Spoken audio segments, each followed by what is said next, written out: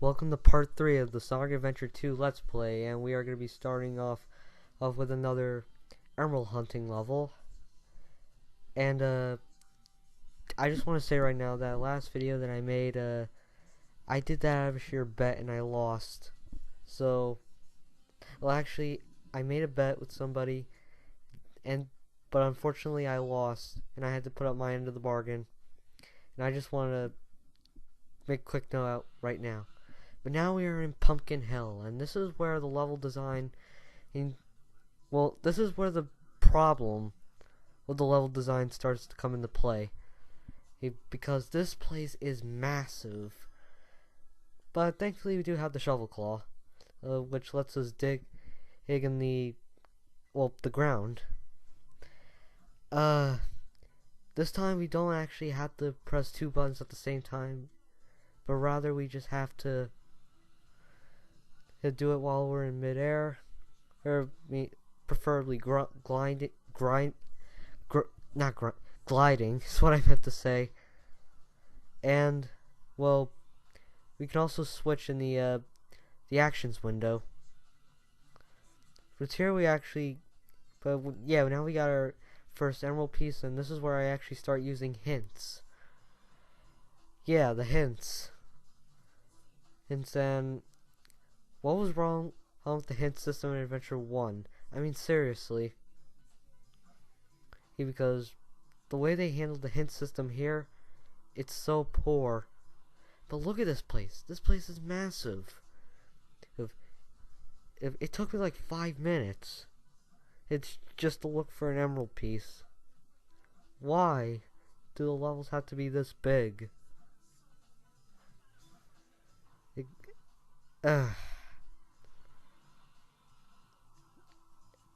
Yeah. And it only gets worse from here on out. Oh, preferably oh yeah, this is where I start using the hints, and it said a place where you can't jump. Gee, that's insightful. Well, now is it? So I do more bumbling around. I'm trying to look for the next two emerald pieces. These levels didn't have to be. This level didn't have to be so huge. It doesn't help that there's like corny rap. Oh. I don't think Red Mountain was this big.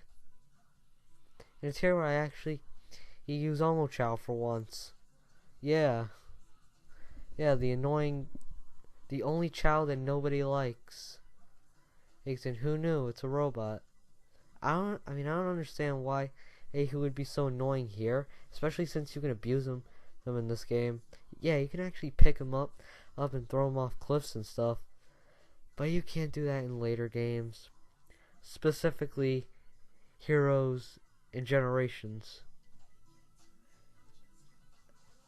Oh boy. And again, it also doesn't help that the radar is butchered, meaning it only can detect one emerald piece at a time.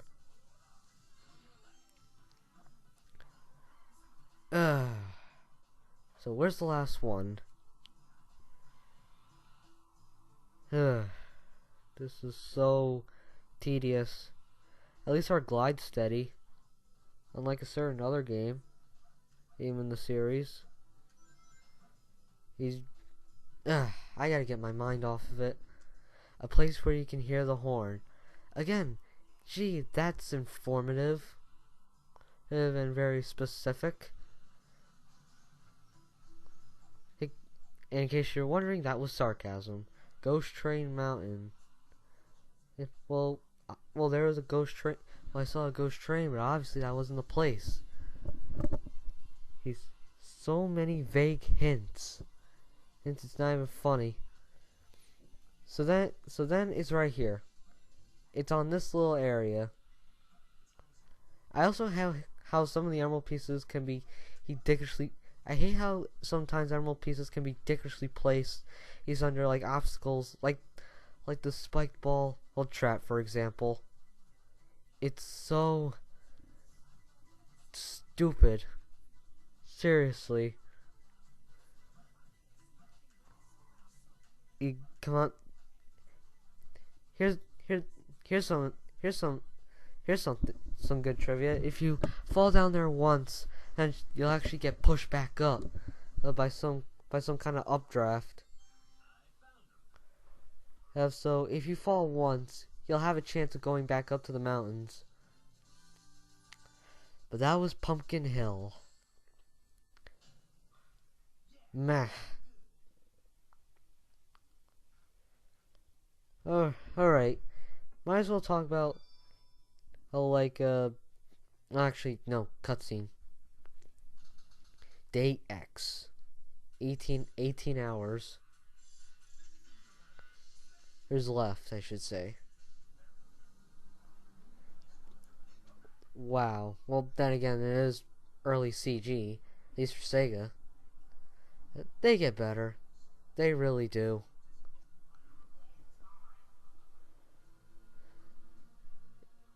You would think, you would think the military would get the signal, especially if it's in space. I mean, if the president can get the signal, or if Sonic and Tails can get the signal, then why not the government? No, instead they're being colorblind. But now, witness one of the most memorable moments of Sonic history. Fires a laser at the moon. It's blown in half. Don't worry, it'll be fixed. Yeah, I'm not kidding. In later games, especially Shadow the Hedgehog and Sonic 06, where also Sonic Unleashed, where it shows the most actually. Well, actually, also Sonic Heroes. But the point is, it looks like it was never blown in half to begin with. I gotta say though, from the voice actors, when it comes to Tails, it's not really the same voice actor. In Adventure 1, it was Corey Bringas, I think. And this game is Connor Bringas. From what I can tell, they pretty much sound alike. Although for Connor Bringas, it definitely shows that it sounds like he's reading from the script. Like, you'll notice that with every scene with Tails, actually, when he's talking. But now we have another Tails level, which is Mission Street, and this is the point where the Tails stages actually get consistently worse. And so we're blowing a lot of stuff up. I like the music track. But we go through this tunnel, which leads us to the Radical Highway portion. Oh yeah, I forgot to mention this. When it comes to the health, when it comes to like rings, you actually have a health meter. To fill up the health meter, you have to collect rings. So you can get hit and not die at 0 rings. As long as you have some health in that, as long as there's something in that bar, or you can take as many hits as you need to. But the biggest problem with Mission Street is that there's a lot of explosions, and a lot of times, and parts of the level actually fall. Also, you want to use your newly acquired hover feature, or as much as you can, especially on these downward slopes that actually fall apart. I just do it just to be safe. There's also a lot of explosions that come from these jets. The explosion residue will actually hurt you, so just be careful. There's also a lot of pillars in your way. You have to hit the dynamite packs that are conveniently placed just to knock them down. Oh boy. I have not. I really have not much to talk about, guys. He's and it doesn't help that at the last part is actually going to be the last few minutes. It's are actually well waste of time because I actually do get a brain fart, and it also really shows where the problem where enemies just drop on top of you. That's where it becomes really apparent, and it really gets annoying after a while. Oh yeah, I actually want to mention this because apparently each stage has a total of 5 missions. And the first mission is pretty much this, where we're pretty much getting to the end of the level. Well, end of the normal level. The second mission is collecting 100 rings, where it's pretty much self-explanatory, and and for the most part, it can even lead to an easy A rank. The third mission is basically find the lost Chow, which you pretty much needed a certain upgrade to do so, which is the Mystic Melody. And the fourth mission is basically a time trial where you have to get to the level in under a certain time. No checkpoints, mind you. And then the final mission is a hard mode for each stage, where the difficulty is pretty much ramped up. Like added spikes, bottomless pits. And a lot of light dashing. And if you're playing a Sonic or it's stuff. You need to use your abilities to a good advantage.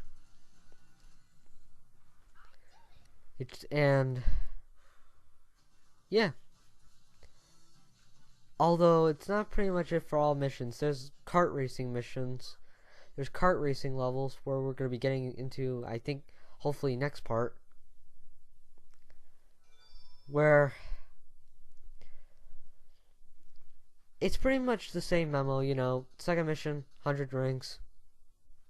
Things third mission, although the third mission is basically